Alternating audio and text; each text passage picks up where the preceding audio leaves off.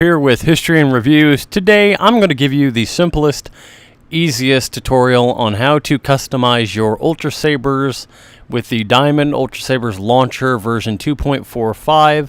If things aren't working correctly after this version 2.45, I will probably do an updated version, but currently the launcher is at version 2.45, and I will be showing you the easiest ways to, mainly what we're going to focus on today is how to convert Plector Lab sound fonts into UltraSaber compatible, because Plector Lab, if you go to Saber Font and you buy Saber Font sound fonts, every single one of them are for Plector Lab soundboards. UltraSabers doesn't use Plector Lab soundboards. They use something entirely different.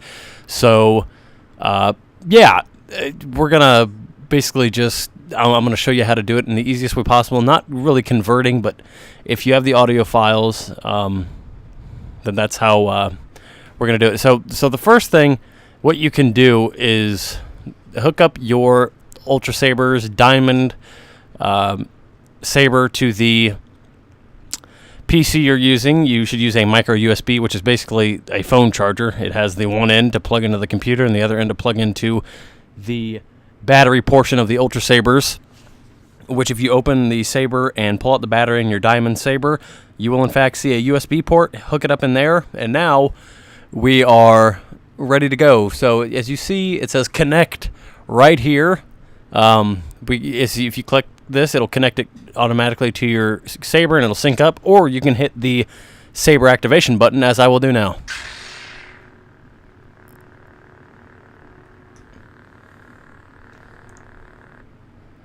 And it'll eventually connect, and it'll say please wait, reading device info.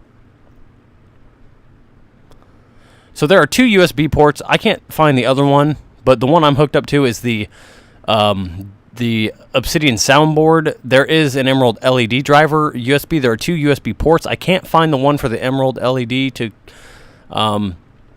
use that, but I will try and make this as easy as a tutorial as possible. Once you have all the WAV files of your Saber fonts from saberfonts.com, we're going to go to, if you want to add them, we're going to go to Font Wizard, and then we're going to go to Advanced Wizard. And as you will see, this may look very complex. I promise you it's very easy. This Saber actually has many sound fonts on the board, and here are all mine, and as you see, it can hold up to 16 fonts, but I only have 9 in use. I have the Obsidian, Black Star, Sith, whatever. Let's say I want to customize episode 2 sound font. So we're going to click it, and immediately all these you see right here will now be able to edit specifically for that episode 2. So if I want to edit the power on font or the sound for episode 2, we're going to click that. If I want to edit the idle sound for episode 2, we'll just click it. So let's say I want to now edit the Obsidian. We'll click the Obsidian soundboard. We'll go to the swing effect, and here is where you can clear the effect, test the effect, whatever. And if you hit test the effect, if your Saber is correctly synced up, your Saber will light up and in fact test it for you. So now here's the thing. When we go to edit effect, here's where all the sounds are, the swings and whatnot. If you decide to manually delete them like this from here, hitting the X, the board has a high chance of not corrupting but messing up the swings. So what we're going to do is we're going to hit cancel. You're not going to do it that way.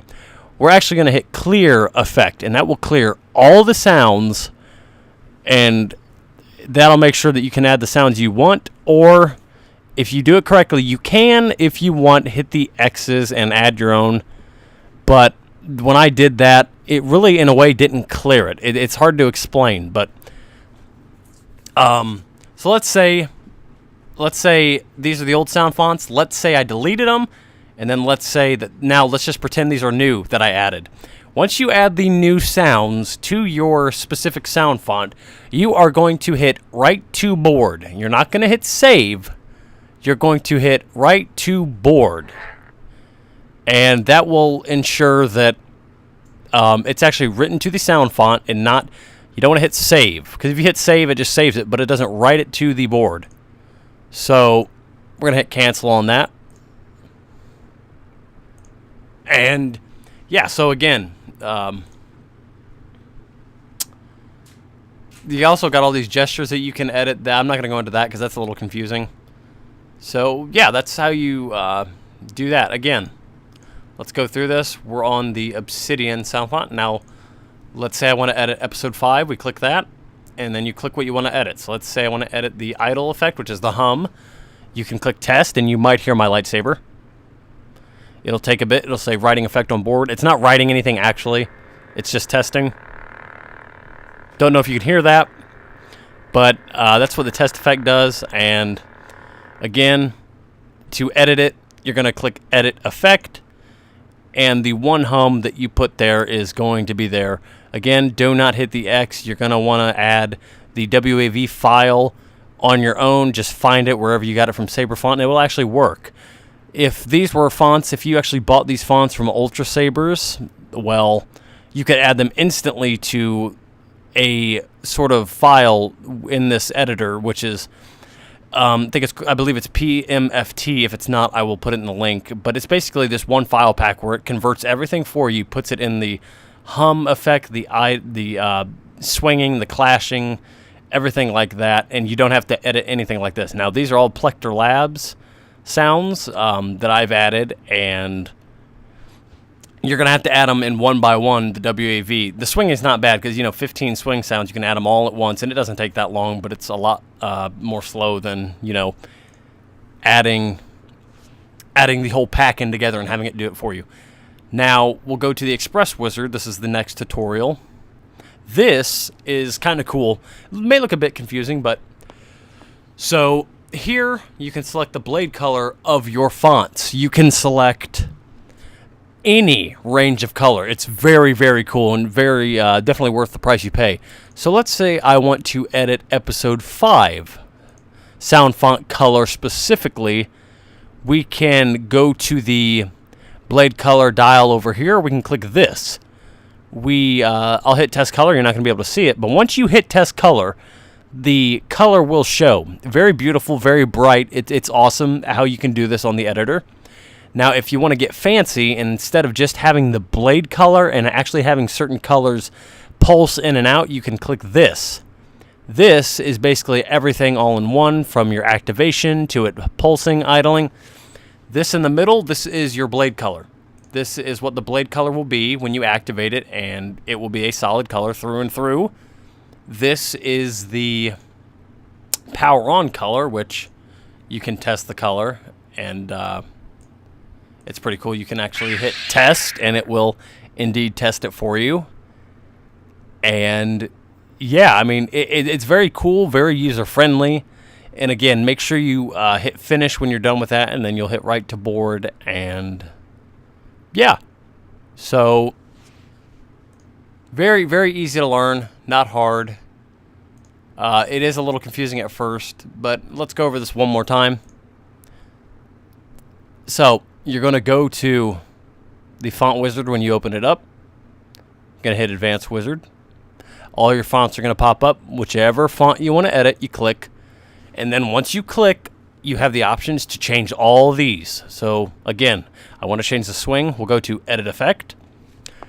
And then from there, you can either edit the LEDs to what the colors are. So if I want to edit the power LED to all these colors, it will stay a solid color. That will go into depth in another video. That's much more confusing. But again, remember, if you want to add completely new sounds, hit Clear Effect, and then when you hit that, this will say null effect, N-U-L-L effect, as in like there's nothing there. So very user-friendly, but you do have to learn. Now, here's one thing I will recommend. On tutorials on YouTube, you will see that many people recommend converting the WAV files to Plector Lab compatible files. I tried that for about 3 hours. It didn't work. It made it confusing as heck. The Mac that I'm using got crammed with a bunch of files that took up the memory. So make sure you don't listen to those tutorials. Listen to this if you want to add them easily and quickly. Now, one last thing I would like to mention is when you hit, if you clear an effect, like let's say we clear on the idle effect. We hit clear, and then we go to edit, because there'll be nothing here. The power LED will be blank. So when you actually take out your saber, when you unplug it from the computer and you're ready to duel with it or play with it or whatever, when you activate it, it will have no color with the activation sound. It will just be the sound alone, and then it will go to the color of what's next. So if I added the power on and I cleared the sounds and then I added new, you're gonna have to change the power LED color to it actually being on. Otherwise, you'll hear the activation sound and no color will shine through the blade, and you're going to be wondering why. It's because you did not edit the power LED. This is a very confusing editor at first, but it gets easier as you go, I promise. So I hope you enjoyed this tutorial. If you did, like, comment, subscribe, definitely do that. Thanks for watching. If you have any questions, comment, send us emails, and we will get back to you as soon as we can. Thanks for tuning in on another History and Reviews.